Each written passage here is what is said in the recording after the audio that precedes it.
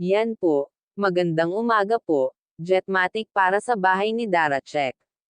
Yan po ang videong pag-uusapan natin ngayon mga kakalingap. Para hindi na si Dara mahirapan pa mag-igib, yan po ang karamihan na suggest ng mga viewers natin. Jetmatic nga po. Delikado naman kasi kung gabi, madilin sa balon na iniigiban ni Dara at Bea. Kaya ito ang pinakamabuting paraan para kina Dara. Dara nagpapasalamat nga sa mga sponsor niya, dahil kung ano ang kulang sa bahay niya ay hindi na ito nahihirapan. Dahil nag-sponsor agad, katulad na lang po ng steel mating sa kusina ni Dara. Na kapag nga umuulan ay basa lahat ng gamit niya sa kusina kaya binilihan niya ito nag-triple. Pero dahil mabait si Kuya Rab, hindi na ni Dara magagamit ang triple.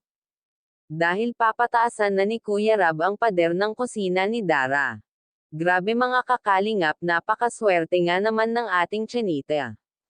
Wala na itong po problemayan pa, dahil kinumplito talaga ni Kuya Rab. Pero sa kasiyahan ni Dara dahil nag-ribbon cutting na maghalo potan itong kalungkutin. Dahil nangangamba siya sa posibleng mangyari, na baka do ay iwan na siya ni Kuya Rab.